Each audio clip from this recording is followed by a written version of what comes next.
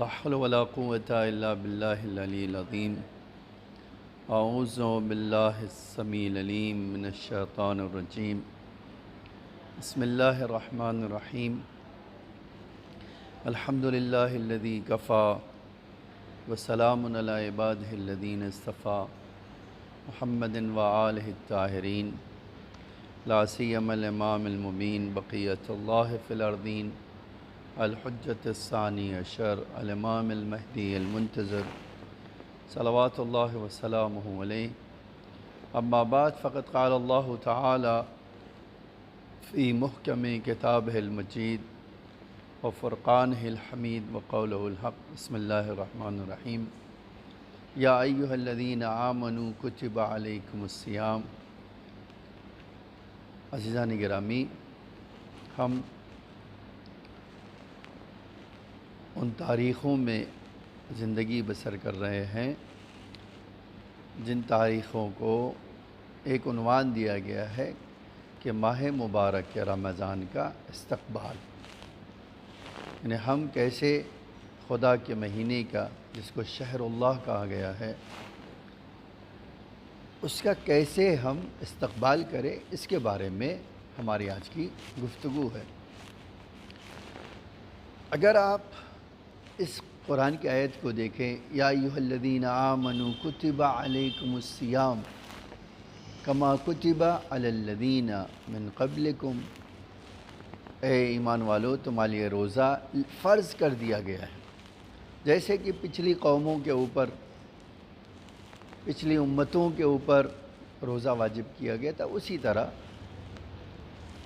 اور ایک بات جو ہر آدمی اس ماہ مبارک سے جانتا اور سمجھتا ہے، وہ ہے آپ عام دنوں میں کسی انسان سے ملاقات کیجئے تو وہ آپ کو بڑی آسانی سے یہ کہتا ہوا نظر آئے گا کہ وہ دیکھیں، بد اخلاقی بری چیز ہے، جھوٹ بولنا بری چیز ہے، اپنے رشتہ داروں سے ملنا اچھا ہے، غریبوں کی مدد کرنا اچھا ہے، یہ ایک طرف سے کہے گا، لیکن دوسری طرف سے کہے گا میں پہنچ نہیں پاتا ہوں، میں کر نہیں پاتا ہوں، میں چھوڑ نہیں پاتا ہوں۔ آج آپ دیکھیے ہمارے جوانوں میں سے، ہماری قوم میں شاید، میں نے ریسرچ تو نہیں کیا ہے لیکن شاید کہہ رہا ہوں 10% ایسے لوگ ہوں گے جو کسی نہ کسی طرح کے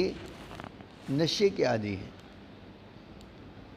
یہ نہیں کہنا چاہتا ہوں معاذ اللہ حرام نشہ، وہ تو یعنی میں تصور نہیں کرتا ہوں، لیکن ایسا نشہ جس کو ایڈکشن کہا جاتا ہے۔ مثلا میں نے کہا جھوٹ بولنے کی عادت ہے، جھوٹ نہیں چھوڑنا، اسی طرح گٹکا کھانے کی عادت ہے، اسی طرح جو ہے اور بہت ساری بری عادت ہے، سگریٹ پینے کی عادت ہے، پان کھانے کی عادت ہے، سپاری کھانے کی عادت ہے، اور معاذ اللہ وہ جو اس کے بعد وہ نشہ کا نام بھی لینا نہیں چاہتا ہوں میں، خدا نہ خواستہ کوئی مومن مبتلا ہو، لیکن ایسا بھی نہیں کہ نہیں ہے۔ اب آپ لوگوں کو دیکھیے، آپ کہیں گے آپ بری عادت چھوڑ دیجئے، تو کہتے نہیں، مجھ سے نہیں چھوٹتی ہے، کیا کروں، میں بد اخلاقی نہیں جاتی ہے، جھوٹ مجھ سے چھوٹتا نہیں ہے، غیبت چھوٹتی نہیں ہے۔ تو یہ ماہ مبارک انسان کے اندر ایک مضبوط ارادہ پیدا کرتا ہے۔ یہ اللہ کا مہینہ جب ہم آرام سے 16 گھنٹہ، 15 گھنٹہ، 14 گھنٹہ سحر سے لے کر افطار تک ہر طرح کے خورد و نوش سے دور رہتے، ہم نہیں کھاتے، ہم نہیں پیتے، کہتے کیوں؟ کہتے اتنے دن تو انتظار کرنا پڑے گا، روزہ ہے۔ تو یہ روزہ جو آپ کو طاقت فراہم کرتا ہے، مضبوط ارادہ فراہم کرتا ہے، آپ 14 گھنٹہ برداشت کر پاتے ہو، تو اگر 14 گھنٹہ تو 24 گھنٹہ کیوں نہیں؟ تو ایک بہترین چیز ہمیں، اگر اس ماہ مبارک کا ہم استقبال کرنا چاہتے ہیں، تو ایک استقبال کرنے کا طریقہ یہ ہے کہ جس طرح ہم نے روزے سے پکا ارادہ حاصل کیا ہے، اسی طرح پکا ارادہ کر لیجئے کہ ہمارے اندر کوئی بری عادت اب باقی نہیں رہے گی۔ ہم اس کو جس طرح ہمیں اللہ کے اس مہینے نے سکھایا کہ ہم 16 گھنٹہ برداشت کر سکتے ہیں، تو اور ہم 8 گھنٹے اور بھی برداشت کر سکتے ہیں، اور دھیرے دھیرے ہمارے اندر ہر بری عادت نکل جائے گی۔ تو ایک اگر استقبال کرنا ہے تو کیا مضبوط ارادہ مجھے پیدا کرنا ہے، جس کو ایک قرآنی زبان میں ہم کہیں تزکیہ کرنا ہے۔ تزکیہ پکے ارادے کے ممکن نہیں ہوتا، تو پکا ارادہ روزے نے سکھایا ہے۔ ہم اس پکے ارادے سے، روزے سے کیا کریں گے؟ ہر برائی کو چھوڑنے کے لیے استعمال کریں۔ اگر کامیاب ماہ مبارک گزارنا ہے تو یہ پکا ارادہ ضروری ہے، طاقتور ارادہ ضروری ہے۔ دوسری چیز جو میں کہنا چاہتا ہوں، دیکھیے پورے سال واقعی بڑی آسانی سے کہہ سکتے ہیں کہ ہم نے خدا کی نافرمانی میں کوئی ایسا دن نہیں گزارا ہے جہاں نافرمانی نہ کی ہو۔ یہ مہینہ آشتی کرنے کا، دوستی کرنے کا، اپنا رشتہ خدا سے بڑھانے کا مہینہ ہے۔ میں ایک حدیث نقل کرتا ہوں، بہت خوبصورت حدیث ہے، آپ جس سے اندازہ لگا سکتے ہیں کہ کیسے جب ایک بندہ اس مہینے میں خدا سے رشتہ بڑھانا چاہتا ہے تو خدا اس کی طرف ہاتھ بڑھاتا ہے کہ ٹھیک ہے، یہ میرا بندہ آیا ہے تو میں اس کا ہاتھ پکڑ لیتا ہوں۔ جناب عیسیٰ علیہ السلام کا ایک جگہ سے گزر ہوا تو جناب عیسیٰ نے دیکھا کہ کچھ لوگ رو رہے ہیں۔ تو دیکھیے رونے والا جب کبھی روتا ہے تو کوئی بھی آدمی چلتا پھرتا رک جاتا ہے، بھائی کیا بات ہے، کیوں رو رہا ہے؟ جناب وہ تو نبی خدا تھے، مسیحا تھے، رک گئے، پوچھا کیا بات ہے، کیوں رو رہے ہو؟ تو اس سے پلٹ کے کہا کہ جو لوگ رو رہے تھے انہوں نے پلٹ کے کہا کہ ہم ڈر رہے ہیں کہ ہمارے یہ ہاتھ، ہمارا یہ جسم، ہم بہت کمزور لوگ ہیں، ہم یہ معمولی چوٹ لگتی ہے تو تڑپ جاتے ہیں، آگ لگتی ہے جل جاتے ہیں تو تڑپنے لگتے ہیں، تو اگر ہمیں جہنم کی آگ میں ڈالا گیا تو ہم اس کے خوف سے رو رہے ہیں۔ ہمارا رونا جہنم کے، کہیں اللہ اس بدن کو آگ سے، جہنم کی آگ سے نہ جلائے۔ تو جواب میں جناب عیسیٰ نے فرمایا، خدا کی قسم جو اس خوف سے روئے گا مجھے امید ہے کہ اللہ اس کے بدن کو جہنم کی آگ سے نہیں جلائے گا۔ تم اپنا اس رونے کو کنٹینیو کرو، اور مجھے یقین ہے اگر تم نے یہ کام کیا تو تمہارا یہ بدن لم تمسسہ نار، تمہارے اس بدن کو آگ ٹچ بھی نہیں کر سکے، چھو بھی نہیں سکے گی۔ یہ تمہارے آنسو جہنم کی آگ سے تمہارے بدن کے لیے سپر بن جائیں گے۔ اس کے بعد آگے بڑھے، دیکھا کچھ لوگ ہیں وہ بھی رو رہے ہیں، پوچھا تم کیوں رو رہے ہو، تمہیں کیا ہوا ہے؟ تو انہوں نے کہا کہ اے نبی خدا، ہم رو رہے ہیں جنت کے شوق کے لیے کہ کہیں اللہ ہمارے برے اعمال کی بنا پر یہ جنت ہم سے دور نہ کر دے، تو ہم اس کے شوق میں رو رہے ہیں کہ اللہ ہمیں توفیق دے کہ ہم ایسے کام کر سکیں جہاں جنت جیسی عظیم نعمت ہمیں مل سکے۔ تو اے نبی خدا، ہم جنت کے شوق میں رو رہے ہیں۔ جناب عیسیٰ نے پلٹ کے فرمایا، اگر واقعی تم جنت کے شوق میں رو رہے ہو، یقین جانو اللہ تمہیں جنت دے ہی دے گا۔ ایسا نہیں ہوگا کہ اللہ تمہیں جنت سے محروم کر دے۔ تم اپنے اس شوق کو اور آگے بڑھاؤ، تمہیں نتیجے میں کیا مل جائے گا؟ تمہیں اللہ کی عظیم نعمت جنت کی شکل میں مل جائے گی۔ جناب عیسیٰ آگے بڑھے، تھوڑی دور اور گئے، وہاں دیکھا ایک اور گروہ ہے جو رو رہا ہے۔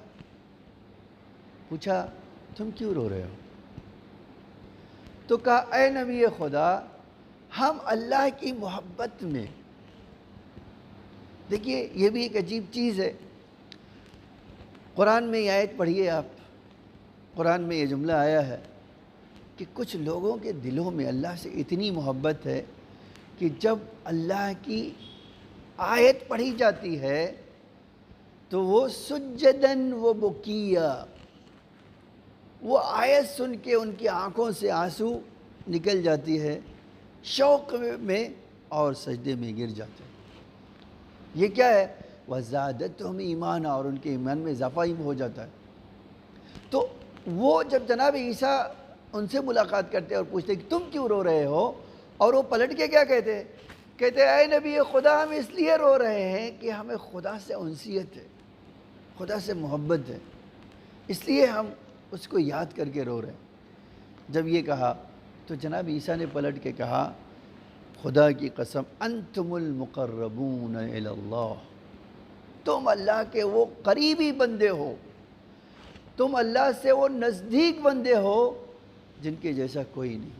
اولئک المقربون، یہ سورہ واقعہ میں آیا ہے، ہمارے قریبی بندے بھی ہے جو ہمارے فراق میں، ہمارے راہ کے لیے، ہماری دوستی اور ہماری محبت میں۔ ائمہ علیہ السلام اس کی ایک بارز مثال ہے کہ ہر امام، ہر معصوم خدا کی محبت میں روتا تھا، ڈر نہیں تھا ان کو پتا تھا مجھے اوپر اللہ عذاب نہیں کرے گا، میں نے کوئی ایسا کام نہیں کیا، میں تو معصوم ہوں، لیکن محبت اتنی کی تھی کہ وہ سب سے زیادہ خدا کو یاد کر کے روتے تھے۔ یہ ہوا۔ پھر آئی جناب عیسیٰ نے ایک جملہ فرمایا خدا کی قسم اگر تم نے یہ اپنی روش اور اپنا طریقہ، اپنا انداز اسی طرح باقی رکھا تو تم جان جاؤ اللہ تمہیں اپنا قریب قرب عطا ہی کر دے گا۔ یہ حدیث میں نے آپ کو سنائی، تو اگر آپ اور میں اس مہینے میں اس طرح کی چیز اپنائیں گے تو ہمیں اللہ دے ہی دے گا۔ ایک حدیث کا جملہ ہے، دیکھیے حدیث میں جو جملہ آیا ہے نا، وہ یہ بڑا لطیف نقطہ اس میں پایا تھا۔ فرمایا کہ دیکھو من قرع الباب، اگر آپ مسلسل کسی کے دروازے کو نوک کریں گے تو وہ چاہے یا نہ چاہے دروازہ کھول ہی دے گا۔ ہم یہ نہیں کہتے خدا نہیں چاہے گا تو دروازہ کھول دے گا، نہیں، اس سے مراد یہ ہے کہ انسان کوشش کرے تو اللہ اسے دے ہی دیتا ہے۔ میں نے ایک اور حدیث میں امیر المومنین علیہ السلام کو دیکھا فرماتے ہوئے پڑھا میں نے کہ امام نے فرمایا کہ دیکھو خدا نے انسانوں کو جو طاقت دی ہے نا، اس طاقت میں سے ایک یہ ہے کہ اللہ وہ اگر اپنے ذہن میں کوئی چیز بار بار ریپیٹ کرتے ہیں، بار بار لاتے ہیں، تصور کرتے ہیں، تو خداوند عالم اس تک پہنچنے کا راستہ انہیں فراہم کر دیتا ہے۔ تو ماہ مبارک یہ بہترین موقع ہے کہ میں اور آپ جو خدا کی بارگاہ سے بھاگ گئے تھے، جنہوں نے خدا سے جو ہے دشمنی کر لی تھی، یہ موقع ہے کہ ہم اپنے اعمال سے، اپنی روش کو بدل کے اللہ سے واپس دوستی کر لے، اللہ کو راضی کر لے، اللہ کا قرب حاصل کر لے۔ اور یہ مہینے سے بہتر کوئی نہیں ہوگا، اس لیے کہ میں نے بہت جگہ پڑھا، ہمارے بڑے بڑے علماء یہ کیا کرتے تھے، ماہ مبارک میں کوئی اہم کام شروع کرنا ہوتا تو کہتے ہیں ماہ مبارک کا انتظار کرو۔ پوچھا کیوں؟ کہتے اس لیے کہ خداوند عالم میری مدد کرے گا، میں آسانی سے وہ کام کر سکوں گا۔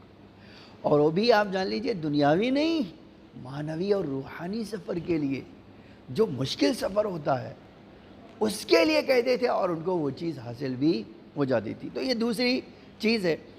اور تیسری چیز جانتے ہیں، ماہ مبارک ہمیں یہ بھی سکھاتا ہے صحیح ٹائم پہ اٹھنا، صحیح ٹائم پہ سحر کرنا، صحیح ٹائم پہ ختم کرنا، صحیح ٹائم پہ نماز پڑھنا، صحیح ٹائم پہ دعا پڑھنا، اور پھر زندگی میں نظم جو ہے پیدا ہوتا ہے۔ آج ہم دیکھتے ہیں بہت سارے انسان ایسے ہیں جن کی زندگی میں کوئی نظم نہیں ہے، وہ جو ہے کہتے ہم چاہتے ہیں تو نہیں کر پاتے، ہم اٹھ ہی نہیں پاتے۔ آج بہت سارے لوگ یہ کہتے ہیں ہم نماز کے لیے نہیں اٹھ پاتے، تو ماہ مبارک میں کیسے اٹھ پاتے میرے بھائی؟ یہ جو ہے ہمیں سکھاتا ہے، امام علی علیہ السلام نے فرمایا وصیت کرتے ہوئے کہ اوصیکم بنظم امرکم، میں اپنے شیعوں کو وصیت کر رہا ہوں کہ وہ اپنی زندگی کے دنوں کو، ٹائم ٹیبل کو مینٹین کریں، معین کریں۔ یہ جو ہے ماہ مبارک ہمیں ایک پیغام دیتا ہے کہ تمہیں ایک منظم زندگی گزارنا چاہیے، ہر چیز کو اس کے وقت پہ کرو۔ اگر نماز صحیح وقت پہ نہیں پڑھتے تو تم نے سیکھ لیا، نماز صحیح وقت پہ پڑھو، اس میں تاخیر نہ کرو، اس کو ڈیلے نہ کرو، اس کو کسی بہانے سے جو ہے پیچھے کرنے کی کوشش نہ کرو۔ تو ایک چیز ہمیں یہ ماہ مبارک پیغام دیتا ہے کہ زندگی میں نظم پیدا کرو۔ اس کے بعد دیکھیے ایک بڑی پریشانیاں دنیا میں فساد کا در کیا ہے؟ کینہ ہے۔ آپ کے اور میرے دلوں میں جو ہے سب کے وہاں کینہ پایا جاتا ہے۔ کسی نے ایک بات کہی ہمیں اچھی نہیں لگی، اب وہ ہمارے دل میں ایک جگہ بنا کر بیٹھی ہوئی، ٹھیک ہے موقع لگے گا دیکھتا ہوں میں کیا کروں گا۔ یہ موقع ہوتا ہے کہ میں ہر چیز بھول کر اپنے اندر سے وہ نکال کر راستے کو آگے بڑھاؤں۔ میں ایک حدیث پڑھنا چاہتا ہوں، آپ دیکھیں حدیث میں 3 آدمیوں کی نماز قبول نہیں ہوگی، 3 آدمیوں کی نماز قبول نہیں ہونے والے۔ ثلاثۃ لا تقبل لهم صلاۃ، 3 آدمی ہیں جن کے نماز قبول نہیں ہوگی۔ عبد ابقى من موالی، ایک وہ ہے جو اپنے مولا کو، اپنے آقا کو چھوڑ کر بھاگ گیا۔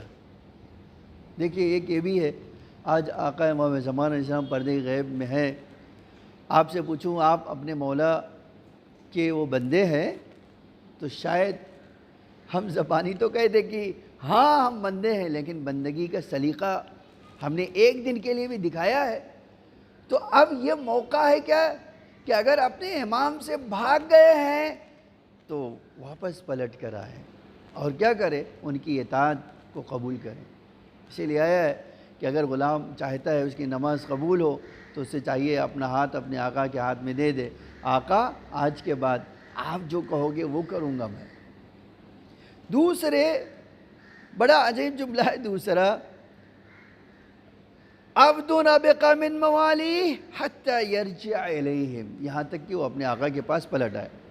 فیضع یدہ فی ایدیہم، اور اپنا ہاتھ اپنے آقا کے ہاتھ میں دے دے اور کہہ دے آپ جو کہیں گے میں ماننے کو تیار ہوں۔ دوسری چیز وَرَجُلٌ أَمَّ قَوْمًا، ایک ایسا آدمی جو کسی قوم کا لیڈر ہو، جو کسی قوم پر حکومت کر رہا ہو، وَهُمْ لَهُ كَارِحُونَ، اور وہ لوگ اسے ناپسند کر رہے ہو، ایسے حاکم کی نماز قبول نہیں ہو سکتی کہ وہ حکومت ایسے لوگوں پہ کر رہا ہو اور لوگ اسے ناپسند کرتے ہوں۔ تیسری چیز وَإِمْرَأَةٌ تَبِيتُ وَزَوْجُهَا عَلَى سَاخِطٍ، ایک ایسی عورت آرام کر رہی ہے شوہر کے گھر میں اور شوہر اس سے ناراض ہے۔ اللہ کہتا ہے تمہاری جو ہے نماز میں قبول نہیں کروں گا۔ تو آپ دیکھیں ان تینوں چیزوں میں اگر غور کریں تو بغض اور کدورت نکال دیں گے نماز قبول ہوگی، باقی رکھیں گے تو نماز قبول نہیں ہوگی۔ ماہ مبارک یہ موقع ہے کہ میں وہ اللہ سے دعا کروں، اللہ سے مناجات کروں اپنے دل سے۔ اسی لیے امام سجاد کے بارے میں ایک جملہ ملتا ہے کہ ماہ مبارک آتا تھا اور اپنے گھر کے افراد کو جمع کرتے تھے، جمع کرنے کے بعد کہتے تھے کہ بھئی دیکھو تم میں ہر ایک نے کچھ نہ کچھ کوتاہی میرے حق میں کی ہے، میری نافرمانی کی ہے، یہ کیا ہے، آج میں تمہیں سب کو معاف کر دیتا ہوں، اور تم بھی کہو کہ اے اللہ اس علی ابن الحسین نے ہم سب کو معاف کیا ہے، تو ہمیں معاف کر دے۔ آپ کبھی سوچیں کیوں چنتے تھے امام ماہ مبارک؟ اس کا مطلب یہ ہے کہ ہماری زندگی میں رفع کدورت، یہ دشمنی نکالنے کا بہترین وقت کیا ہے؟ ماہ مبارک کے رمضان ہے۔ ایک اور چیز صبر، آپ 18 کتنی بھی پیاس لگے ایک روزے دار کو، کتنا بھی بھوکا ہو، حتیٰ بچے ہمارے جب روزے رکھتے ہیں تو ان کا ہونٹ سوکھ رہا ہے، بے چین ہے، لیکن ہم نہیں کہتے، حتیٰ آپ کہیں گے کہ بیٹا ٹھیک ہے چلو اتنے دیر تک رہ گئے اب پانی پی لو، تمہارے پر واجب روزہ نہیں ہے، وہ کہتے ہیں نہیں ہم 2 گھنٹے اور صبر کریں۔ تو جیسے اس مہینے میں صبر جو ہے ہم اور پہلے سے صبر ہمارے پاس پایا جاتا ہے اور صبر کی طاقت بڑھا سکتے ہیں۔ اسی لیے کہا ہے ہم نے ابھی تک مصیبتوں پہ صبر کیا ہے، معصیت پہ صبر نہیں کیا، معصیت پہ بھی صبر کریں۔ اگر ہم نے معصیت پہ بھی صبر کیا، اطاعت پہ صبر نہیں کیا، تو یہ موقع ہے کہ ہم اطاعت پہ بھی صبر کریں۔ تو ایک اس مہینے میں بہترین استقبال کا ذریعہ کیا ہے؟ ہم اپنے اندر زیادہ سے زیادہ صبر پیدا کرنے کی قناعت۔ دیکھیے ہر آدمی میں ایک لمیٹیشن کھانے پینے کے لحاظ سے ہوتی ہے یا نہیں ہوتی؟ آج ہم کہتے ہیں بھائی ٹھیک ہے بس اتنا ہی، اب اس سے آگے نہیں۔ یہی قناعت ہم اپنی زندگی کے دوسرے مرحلے میں بھی بڑی آسانی سے استعمال کر سکتے ہیں۔ ہم محنت کر رہے ہیں روزی کمانے کے لیے، اللہ نے ہمیں ایک دیا، ہمیں ایک حلال روزی عطا کی، ہم نے محنت کی، اتنا دیا کہ اے اللہ ہم اس پر تیری جو ہے قناعت کریں گے، دے دیا تو نے، ہم اسی پہ اکتفا کریں۔ تو ایک چیز قناعت ہے۔ اور آخری چیز جو میں اس سلسلے میں کہنا چاہتا ہوں، آپ اسی ماہ مبارک میں ہم کم سے کم 3 دن ہر ایک معصوم امام کا نام لے کر کہتے ہیں اے میرے آقا آپ کو وسیلہ بنا رہا ہوں تاکہ اللہ میری دعاؤں کو قبول کر لے۔ یہ ایک پیغام ہے۔ وہ پیغام کیا ہے کہ جس طرح بہت ساری چیزوں سے ہم اپنا رشتہ استوار کرتے ہیں، اسی طرح اہل بیت کے لیے، اہل بیت کی ولایت کے لیے ہم اس ماہ مبارک میں اپنا رشتہ مضبوط سے مضبوط تر کر لیں۔ آپ یقین جانیں اگر ہم نے یہ 7 چیزیں 8 چیزیں کر لی تو ہم نے کیا کیا ہے؟ اللہ کے مہینے کو اس طرح گزارا ہے جس طرح اللہ چاہتا ہے، جس طرح اللہ کا رسول چاہتا ہے، جس طرح ہمارے ائمہ چاہتے ہیں۔ تو آپ اور میں، ہمارا اور آپ کا فریضہ ہے کہ ہم اس مہینوں کو اس طرح گزاریں جیسا اللہ و اللہ کا رسول چاہتا ہے۔ میں اپنی بات ختم کرتے ہوئے دعا گو ہوں، الہی بحق سہرہ و ابیہا و بعلہا و بنیہا و سر المستودع فیہا، اے اللہ ماہ مبارک ہمارے سامنے ہے، اے اللہ ہمیں بہترین استقبال کرنے والوں میں قرار فرما، اور اے اللہ اس مہینے میں تو اپنے تمام نیک بندوں کو جو عطا کرتا ہے ہم سب کو عطا فرما۔ اے اللہ ہم سب پر اپنی رحمت و مغفرت نازل فرما۔ اے اللہ ہمارے ڈھیر سارے گناہوں کو معاف فرما، ہمارے مختصر سے اعمال کو قبول فرما۔ اے اللہ تجھے محمد اور آل محمد کا واسطہ وارث زہرا کے ظہور میں تعجیل فرما، زمین کو آقا کے ظہور کے لیے آمادہ فرما، ہم سب کو آقا کے حقیقی غلاموں میں شمار فرما، مومنین کو تمام آفات و بلا سے محفوظ فرما۔ ربنا تقبل منا انک انت